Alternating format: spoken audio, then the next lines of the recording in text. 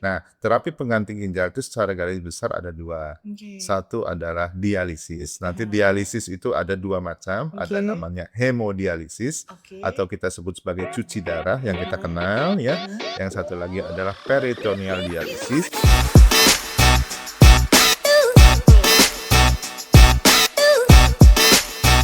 Halo Sobat Sentra, bertemu kembali bersama saya Dian Sumarni tentunya di Sentra Stage. Bersama saya dan juga sekarang saya bersama dokter spesialis yang luar biasa. Oke, kita akan sapa langsung ya Sobat Sentra. Hari ini saya bersama Dokter Dodi, spesialis penyakit dalam. Halo dokter. Halo. Iya, dokter masih ini ya Yes. kayak kedinginan ruangan kah? Ya. Enggak, belum terbiasa saja. Oke, belum terbiasa. Baik Sobat Sentra, Dokter Dodi ini adalah spesialis penyakit dalam yang ada di Sentra Medika Hospital Ya. Gempol. Nah, hari ini kita akan ngobrol-ngobrol nih lebih dalam banget gitu kan. Mungkin Sobat Sentra di, rumah atau dimanapun berada, pengen tahu lebih, dalam nih, penyakit dalam lebih dalam lagi gitu kan. Kayak apa sih gitu kan. Oke, dokter, sekarang-sekarang ini kan sedang, happening ya gitu kan tentang penyakit gagal ginjal Ya. gitu kan. Sebenarnya mungkin kalau yang mengalami, punya saudara yang mungkin, penyandang, penyakit tersebut gitu kan, mungkin, tahu atau, paham persis gitu kan Mhm. tentang penyakit tersebut. Tapi kalau misalkan sobat sentra di rumah yang masih, "Apa sih gagal ginjal? Ginjalnya gagal gagal ujian gitu kan? Atau gagal apa nih?" Gitu kan. Sebenarnya apa sih dokter gagal ginjal itu?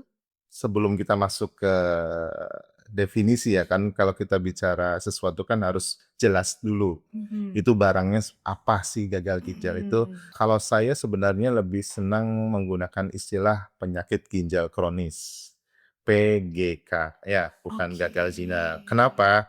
Satu, karena, kalau kita sudah bicara gagal ginjal seolah-olah memiliki aura negatif. Oke. Ya, sesuatu yang gagal itu nggak bisa Mhm, diperbaiki, sesuatu yang gagal itu tidak ada harapan, gitu kan. mhm. Tapi kalau kita bicara penyakit ginjal kronis, bahwa itu berarti bahwa ada sesuatu yang bisa kita usahakan, ada sesuatu yang bisa kita perbaiki, walaupun mungkin tidak maksimal, gitu ya. Mhm. Dan terus juga itu bukan suatu kondisi yang tiba-tiba terjadi. Oke. Itu adalah sebuah tahapan yang berbeda-beda kondisinya. Nah, Mhm, kalau kita bicara penyakit ginjal kronis atau PGK, berarti dari namanya saja itu jelas ada nama penyakit, jelas berarti ada mhm, gangguan ya. mhm, Yang kedua, ada nama ginjal di situ. mhm, Kalau ginjal berarti organ yang terkena adalah ginjal.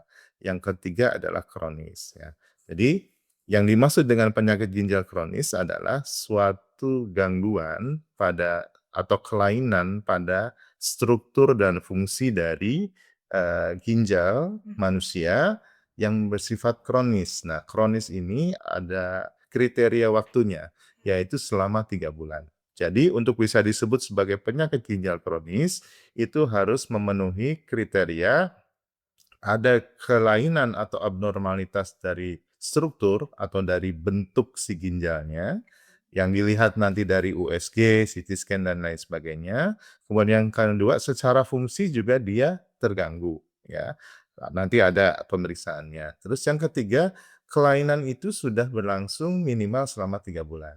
Jadi kalau misalnya ada pasien yang tiba-tiba datang, kemudian misalnya dia salah satu yang sering kita gunakan adalah namanya kreatinin untuk melihat, Mmm. bahwa ginjalnya bermasalah. CR itu ya? CR itu kalau Oke. ini kreatinin, itu kalau ternyata kreatininnya naik, kita belum bisa menyebut dia sebagai penyakit ginjal kronis kalau tidak didukung data-data lain. Mhm, Misalnya 3 bulan yang lalu, dia sudah pernah dicek belum kreatininnya? mhm, Kalau ternyata belum pernah dicek, kita nggak bisa memastikan apakah kreatininnya itu meningkat pada saat ini saja, mhm. atau memang dari dulu sudah meningkat. Nah, Oke. atau misalnya dia pernah dilakukan pemeriksaan USG pada ginjal yang menggambarkan ada kelainan dari sisi, gambaran ginjal dari hasil USG-nya. Jadi harus memenuhi kriteria seperti itu. Jadi tidak semua yang nanti misalnya ketika dicek kreatininnya di atas normal itu sebut penyakit ginjal kronis. Harus ada kriteria lain yang untuk bisa menyatakan itu adalah penyakit ginjal kronis. Itu Oke. ya, Mbak, ya. Nah, Sobat Sentra berarti mulai saat ini Mhm, karena Dokter Dodi sedang ngasih tahu ya, mhm. jangan menyebut lagi gagal ginjal ya, kasihan ginjalnya gagal terus ya kan. Gitu kan, kalau gagal coba lagi itu manusia aja gitu kan, kalau ginjal jangan gagal gitu kan. Nah kita nyebutnya sekarang adalah penyakit Ginjal ginjal kronis. kronis. Nah kita mulai dari penyebab dokter, Mhm. terjangkit penyakit ginjal kronis ini apa sih gitu kan, apakah dari kehidupan sehari-hari Ya. kita, makanan kita, atau apa Ya, nih? sebenarnya penyebabnya banyak ya, tetapi secara secara umum Mhm. biasanya, penyakit ginjal kronis itu hanya akibat dari suatu penyakit yang lain, ya Oke. gitu. Yang paling sering adalah dan menempati peringkat tertinggi untuk menjadi penyebab dari penyakit ginjal kronis adalah penyakit yang kita kenal bersama mungkin Mhm. ya, sudah sering kita dengar yaitu hipertensi atau tekanan darah tinggi dan penyakit kencing manis atau diabetes. Oke. Itu adalah 2 top penyebab utama menyebabkan seseorang, terkena penyakit ginjal kronis. Tentunya Mhm. hipertensi atau diabetes yang tidak terkontrol ya. Mhm. Jadi apabila ada seseorang yang menderita hipertensi dan diabetes, kalau dia tidak dikontrol dengan baik gula darah dan tekanan darahnya, maka potensi untuk terjadinya, penyakit ginjal kronis ini lebih besar dibandingkan dengan orang yang tidak memiliki Mhm. penyakit hipertensi maupun diabetes ya. Mhm. Penyebab yang lainnya banyak, misalnya ada kadar asam urat yang terlalu tinggi, Mhm. kemudian batu di saluran kencing ya, Mhm. infeksi berulang, atau Mhm. bisa juga karena penggunaan obat-obatan yang terlalu lama dan terlalu sering ya. Mhm. Terutama misalnya yang mungkin banyak beredar di masyarakat adalah misalnya penggunaan atau konsumsi obat-obat anti nyeri jangka panjang. Oke. Ya, baik dia dalam bentuknya obat kimia yang dibeli, di apotek Mhm. Mhm. ataupun beberapa sekarang banyak banyak beredar juga adalah yang mengklaim diri sebagai jamu. Nah, itu dia. Sebagai jamu, tapi sebenarnya kandungannya mengandung, zat-zat kimia yang, Mhm. biasanya adalah jamu-jamu yang digunakan untuk mengurangi rasa nyeri atau Mhm. pegal-pegal yang dialami oleh pasien. Jadi, penggunaan obat yang tidak sesuai indikasi dalam jangka waktu lama itu berpotensi juga menyebabkan, Mhm. gangguan ginjal, terutama tadi obat-obat anti nyeri. Mhm. Banyak obat yang lain, tapi yang paling sering kita jumpai adalah ya itu. Yang harus kita sampaikan adalah bahwa tidak semua, penyakit ginjal itu memiliki gejala di awal-awal, ya. Oke. Kadang-kadang kan ada yang mengatakan, "Aduh, pinggang saya sakit, Mhm. jangan-jangan saya kena penyakit ginjal nih." Nah, Nah, itu belum tentu juga. Kalau misalnya memang penyebabkan gangguan ginjalnya adalah misalnya karena batu di saluran kemih, mhm. misalnya bisa menyebabkan nyeri di pinggang. Tapi Oke. kalau penyebab yang lain yang seperti saya sampaikan, yang paling banyak adalah dari hipertensi dan diabetes, itu Mhm. pada fase-fase awal tidak menimbulkan penyakit apa-apa gitu. Oke. Jadi tidak menimbulkan gejala yang dirasakan oleh pasien. Nah, Mhm. nanti kalau sudah sampai di suatu kondisi pada tahap penyakit ginjal kronis yang stadium lanjut, Mhm. itu biasanya baru muncul-muncul. Jadi Mmm. ini sebelum kita berlanjut, Mhm. saya akan sampaikan bahwa penyakit ginjal kronis itu memiliki Oke. 1 sampai 5 ya. Mhm. 1 itu yang paling ringan, Oke. 5 itu yang paling berat. Nah, 5 ini mungkin nanti disebut sebagai gagal ginjal karena dia memerlukan terapi pengganti ginjal. Jadi Oke. ginjalnya sudah sangat minimal fungsinya sehingga harus dibantu dengan alat. Nah, Mhm. biasanya munculnya gejala-gejala itu pada saat stadium 4 atau stadium 5 ya. Mhm. Itu sebenarnya dikarenakan munculnya gangguan-gangguan atau keluhan-keluhan itu dan gejala-gejala itu diakibatkan karena penumpukan racun Mhm. yang tidak bisa dibuang oleh ginjal. Kan salah satu Oke. fungsi ginjal adalah menyaring mana zat-zat yang diperlukan untuk dikembalikan ke dalam tubuh kita dan yang tidak diperlukan akan dibuang melalui, air kencing kita. Nah, Betul. ketika ginjal kita fungsinya sudah mengalami penurunan, maka sebagian zat itu tidak bisa terbuang Mhm. atau ada sebagian juga yang harusnya dia dikembalikan ke dalam tubuh kita, Mhm. kemudian dia akan kebuang melalui air kencing. Nah, Mmm. nah biasanya munculnya gejala itu dipengaruhi ada suatu kalau di dalam laboratorium kalau Mhm. kita periksa biasanya kalau kita cek kreatinin itu Mhm. biasanya disertai dengan pemeriksaan ureum. Ureum, oh ya. Nah, jadi biasanya kalau misalnya dokter bilang, "Bu, nanti diperiksa ureum dan kreatininnya." Mhm. Kreatinin itu untuk melihat nanti dia masuk di stadium berapa. Mhm. Kalau ureum itu melihat nanti yang berpotensi terhadap gejala dan keluhan pada pasien itu biasanya ureumnya. Makanya disebutnya sebagai gejala-gejala uremikum. Gejala-gejala Mmm. uremikum itu macam-macam. Bisa dari mulai yang ringan, hanya Oke. mual-mual, Oh. ya kemudian misalnya kulitnya jadi gatal gitu ya, bisa juga kemudian kadang-kadang bisa menimbulkan sesak karena, ada keasaman darah yang meningkat misalnya ya. Oke. Ya, atau juga misalnya, pasien menjadi pucat, menjadi lemas, menjadi mudah lelah karena HB-nya yang turun. Karena salah satu Mhm. fungsi ginjal adalah menghasilkan suatu hormon untuk pematangan sel darah merah. Jadi Mmm. seringkali pasien yang memiliki penyakit ginjal kronis stadium lanjut itu Mhm. seringkali kekurangan sel darah merah atau anemia. Nah, perlu diperhatikan juga adalah misalnya pada kasus-kasus yang beberapa kasus datang pasien dengan keluhan seperti keluhan sakit lambung, seperti Mhm. sakit MAH, Mhm. keluhannya mual-mual. Tapi ketika sudah diberikan obat, lambung, Mhm. obat anti mual, Mhm. ternyata keluhan mualnya tidak membaik. Mhm. Nah, itu harus dipikirkan juga kemungkinan, dia ada sebagai, gejala dari penyakit ginjal kronis ya. Oke. Ya, apalagi kalau dia memiliki faktor risiko hipertensi, faktor risiko diabetes ya. Jadi, tadi kalau kita bicara dari gejala, tidak semua penderita ginjal kronis itu memiliki gejala. Pengobatannya Ya, sendiri nih untuk, tadi penyakit ginjal kronis betul. ini, itu seperti apa ya? Ya, nanti pengobatannya sangat bergantung dari level dari itunya ya, Oh, Raya. oke. Yang jelas kalau misalnya level 1 sampai 4, yang pertama kita harus kontrol dulu faktor resikonya. Mhm. Tadi kalau misalnya penyebabnya karena diabetes atau hipertensi, maka tekanan darah dan gula darahnya harus terkontrol, Oke. harus kontrol dengan baik itu Mhm. supaya tidak memperburuk fungsi ginjalnya Oke. ya. Kemudian juga bisa diberikan obat-obat penunjang lain yang sekiranya bisa memperlambat Mmm. perburukan dari fungsi ginjalnya. Mhm. Mhm. Misalnya ada yang diberikan, pasien suka menyebutnya itu vitamin ginjal. Oh, apa tuh? Padahal itu sih bukan vitamin, sebenarnya Nah. kita berikan, semacam suplemen protein Mhm. untuk diberikan pada pasien-pasien penyakit ginjal kronis. Mhm. Sebagai apa? Karena salah satu pengobatan dari penyakit ginjal kronis adalah mengatur makanan juga, dan salah Oh. satu yang harus dikurangi adalah asupan proteinnya pada pasien-pasien penyakit ginjal kronis misalnya stadium 3 atau stadium 4 ya, karena protein itu nanti dibuangnya ke ginjal dan Heeh. akan memperberat fungsi ginjal dan khawatirnya akan memperburuk fungsi ginjalnya. Oke. Nah, jadi pada pasien-pasien yang memiliki penyakit ginjal kronis yang stadium 3 ke Mhm. atas, Mhm. itu biasanya asupan proteinnya akan dikurangi. Mhm. Tetapi di sisi lain tubuh kita juga kan membutuhkan protein dalam jumlah yang Betul. cukup. Jadi ini Iya. kan dilematis ya. Mhm. Satu sisi kita, mengharapkan ginjalnya tidak terus memburuk, Mhm. sehingga bebannya dikurangi dengan Mhm. mengurangi asupan protein, Mhm. tetapi di sisi lain, tubuh kita juga organ-organnya membutuhkan protein, salah satunya untuk Betul. daya tahan tubuh, salah satunya untuk penambahan massa otot. Iya. Nah, terus bagaimana ini? Akhirnya kita memberikan suplemen protein murni ya sebenarnya. Jadi Oke. protein yang tanpa sampah lah istilahnya seperti itu. Jadi kebutuhan protein pasien tetap terpenuhi tetapi tidak memperberat fungsi ginjal.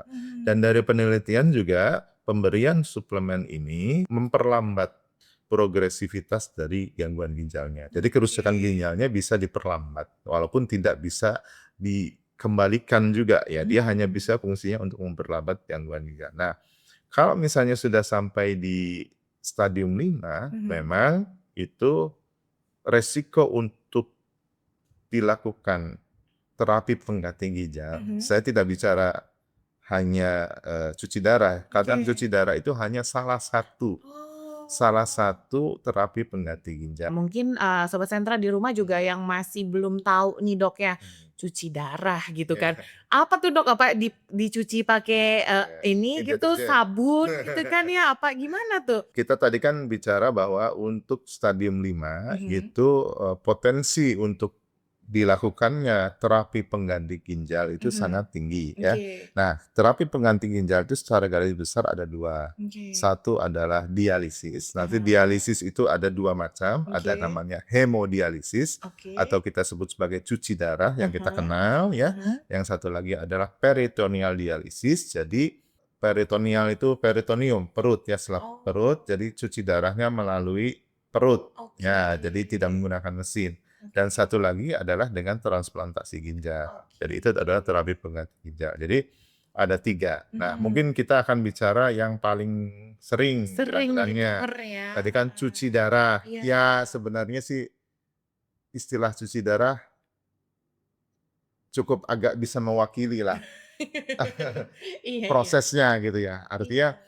kalau kita ngebayangin cuci kan berarti cuci betul, Dibersihkan, heeh. cuci itu kan fungsinya membersihkan sesuatu yang kotor. Betul. Jadi cuci darah ini atau hemodialisis ini Mhm. adalah suatu proses bagaimana membersihkan tubuh Mhm. kita Mhm. dari zat-zat yang tidak diperlukan yang seharusnya itu dibuang oleh ginjal, Ah tapi karena ginjalnya sudah tidak mampu untuk membuangnya itu, maka hah. dia akan diganti dengan sebuah alat Oke. yang namanya adalah mesin hemodialisis. Ya, jadi Mhm. ya bisalah kita sebut sebagai cuci darah karena Mhm. prinsipnya adalah untuk membersihkan. Jadi Mhm. harapannya walaupun ginjalnya sudah tidak berfungsi atau fungsinya sudah minimal, Mhm. tapi sebagian dari fungsi ginjal itu bisa diganti dengan mesin, Mmm. sehingga kemudian efek negatif terhadap kesehatannya bisa diminimalisir Mhm. karena racun-racun, zat-zat yang tidak diperlukan, dan kita juga bisa menambahkan beberapa zat lain yang diperlukan oleh tubuh kita itu melalui Mhm. proses cuci darah atau hemodialisis tadi. Cuci darah sendiri ini harus rutinkah dilakukan atau memang ada indikasi tersendiri kalau misalnya level A gitu kan harus Ya, berapa bulan sekali ya. gitu, masuk ke level B itu mungkin harus itu ada nggak tuh? Ada kata-kata seperti ini Mbak Dian, misalnya, "Ah Dok, saya nggak mau dicuci darah, Mhm. nanti kalau dicuci darah jadi ketagihan." Nah, iya kan Iya kita iya jadi iya iya. seolah-olah kalau misalnya tidak dicuci darah, dia Mhm. tidak memerlukan cuci darah. Oke. Tapi kalau misalnya sudah sekali cuci darah, maka dia akan selanjutnya akan nagih terus badannya dilakukan cuci darah. Nah, Oke. ini perlu diluruskan bahwa tadi indikasi untuk cuci darah atau hemodialisis itu adalah pada pasien-pasien stadium 5 yang sudah fungsi ginjalnya hampir tidak ada atau minimal ya, Mhm. sangat minimal untuk bisa menunjang tubuh tetap dalam kondisi optimal ya. Nah, jadi ketika seseorang memiliki penyakit ginjal kronis dan sudah dievaluasi beberapa waktu ternyata memang dia berada di dalam posisi penyakit ginjal kronis stadium 5 Mhm. dan kemudian diindikasikan atau disarankan untuk melakukan, Mmm. cuci darah secara rutin, maka itu memang kebutuhan cuci darahnya harus rutin. Karena kan tadi, tubuh kita diciptakan itu kan dengan salah satu organnya adalah organ ginjal.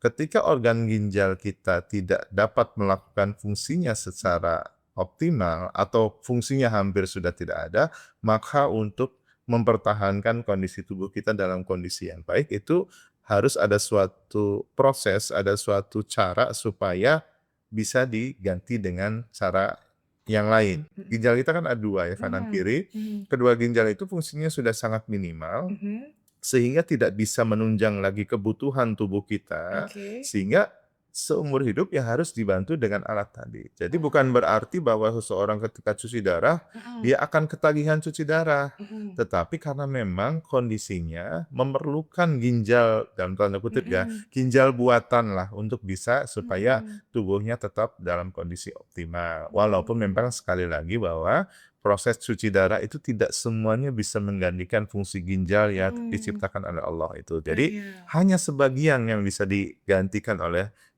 alat atau mesin cuci darah tadi. Walaupun begitu, itu sangat memberikan efek yang Mhm. cukup bermanfaat untuk Mhm. pasien-pasien yang memiliki fungsi ginjal yang sangat rendah. Jadi Oke. kebutuhan untuk cuci darah itu memang pada fase di mana penyakit ginjal kronis stadium 5 ya, yang di Oke. mana fungsi ginjalnya sudah sangat rendah. Mhm. Diharapkan dia bisa menjalani hidupnya Mhm. kembali dalam kondisi yang lebih baik, Oke. kualitas hidupnya lebih baik, walaupun fungsi ginjalnya sudah sangat minimal atau hampir Mhm. sudah tidak ada.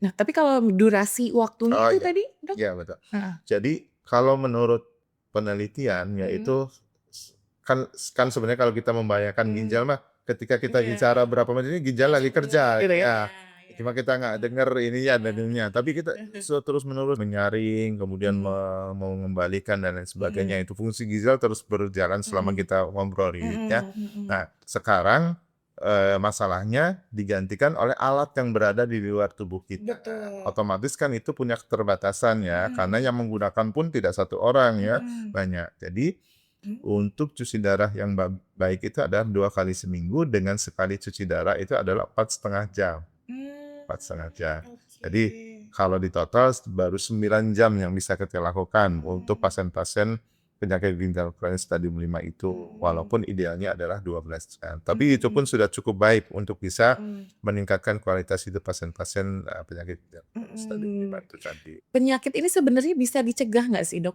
Oh iya. Mhm. Ini adalah penyakit yang sangat bisa dicegah sebenarnya ya.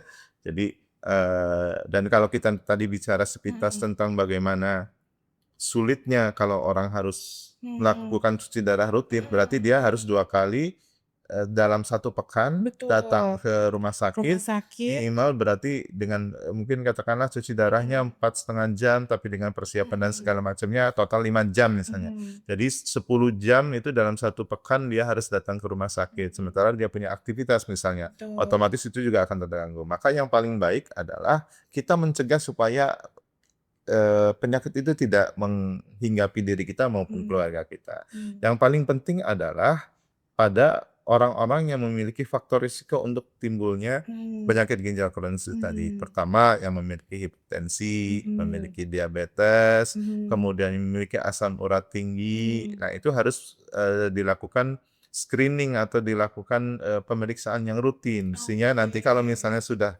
terbaca ada tanda-tanda penurunan fungsi ginjal, itu Mhm. bisa segera dilakukan intervensi, sehingga kemudian Mhm. kerusakan ginjalnya tidak, semakin, parah dan semakin Mhm. memburuk. Kemarin aku lihat di salah satu sosmed sih ya Ya. gitu kan, katanya, di Indonesia sendiri gitu kan sedang happening-nya itu malah, angkanya umur-umur remaja gitu kan, atau anak muda itu kenapa ya Dok? Faktor apa yang menyebabkan anak muda zaman sekarang itu rentan terkena penyakit ginjal nih Dok? Mhm. Angka kejadian penyakit ginjal kronis tetap yang paling banyak itu usia lanjut, yaitu usia Oh, 50 tahun ke oke. atas. Cuma memang, dengan meningkatnya kasus hipertensi dan diabetes pada usia yang lebih muda, Mhm. maka ini juga usia penyakit ginjal kronis juga semakin mundur ya.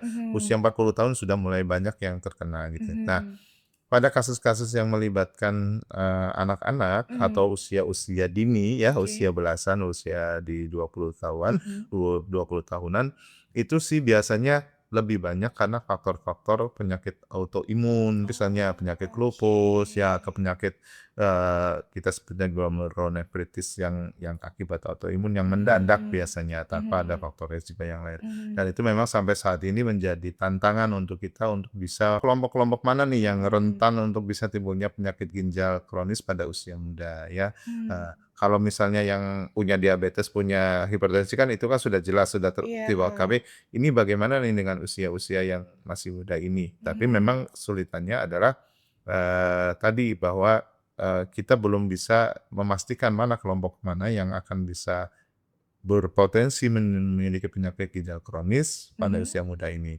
Cuma memang yang paling banyak itu biasanya pada orang yang tadi autoimun, misalnya penyakit Mhm. lupus yang mengenai ke ginjal juga, kemudian juga yang pernah ada riwayat, kalau kita mungkin pernah Mbak pernah dengar Mhm. adalah, pasien-pasien yang dulunya pernah sindroma nefrotik. Jadi Oke. sindroma nefrotik itu sama sebenarnya adalah penyakit, bukan penyakit ginjal kronis, tapi Mhm. dia memang gangguan ginjal, adanya Mhm. kebocoran di ginjal, Mhm. sehingga kemudian, proteinnya keluar melalui urin, Mhm. sehingga kemudian bengkak-bengkak dan lain sebagainya, biasanya Mhm. munculnya di usia-usia masih anak-anak. Nah itu, kalau dia berulang dan tidak bisa diobati dengan baik, maka dia akan menjadi, berpotensi untuk penyakit ginjal kronis juga ya. Jadi, angkanya sebenarnya tidak terlalu banyak, tetapi mungkin karena kemajuan, dunia kesehatan kita sehingga Mhm. kemudian yang dulu tidak terdeteksi jadi Mhm. terdeteksi gitu ya. Oke. Ya, mungkin juga ada beberapa pemberitaan atau mungkin ngobrol-ngobrol bagi Bapak Ibu Mhm. sekalian misalnya, "Oh ini gara-gara sering minum anu," Nah, nah itu, gitu ya, heeh, sering minum bener. suatu produk tertentu Iya, lah ya. "Oh heeh. segitu mah cuci darah, masih Iya. muda, masih kecil harus cuci darah karena setiap hari Heeh. minum Itu gitu gitu ya," ya, misalnya gitu heeh ya. heeh. Eee, Sampai saat ini belum ada penelitian yang Oke. menghubungkan itu. Ya mungkin memang Itu ada, mitos yang beredar ya Dok ya berarti mungkin ya? kebetulan saja bahwa yang Kebetulan. bersangkutan, pasien itu Sering. sering minum itu, kemudian Heeh. terkena, gangguan ginjal, padahal Mhm. mungkin gangguan ginjalnya bukan karena itu, tuh ya. Mhm. Mhm. Nah, salah satu kendala kita untuk bisa memastikan penyebab, penyakit ginjal kronis itu juga adalah kita, jarang melakukan biopsi ginjal. Jadi Oh. kita kalau biopsi itu artinya mengambil sedikit dari jaringan ginjal Mhm. untuk dilihat gambarannya di bawah mikroskop. Mhm. Nah, dari situ kita bisa membedakan ini penyebab penyakit ginjal kronisnya karena A, B, C, D. Baik, Dokter Dodi, Masya Allah, luar biasa banget, terima kasih. Semoga informasinya sangat bermanfaat ya, Insyaallah. buat Sobat Sentra semua dimanapun berada. Juga jangan lupa untuk selalu jaga kesehatan apabila ada keluhan tentang ginjal atau mungkin kesehatan penyakit dalam lainnya, bisa kunjungin Dokter Dodi tentunya di Sentra Medical Hospital Gempol. Oke, kalau kayak gitu ini adalah akhir ujung acara nih dokter ya. Mungkin kita akan bertemu lagi di next Iya, episode dengan insyaallah. pembahasan yang berbeda ya. Betul. Oke, kalau gitu saya Dian Sumarni pamit dan juga Dokter Dodi pamit. Jangan lupa like, share, dan subscribe. Bye-bye.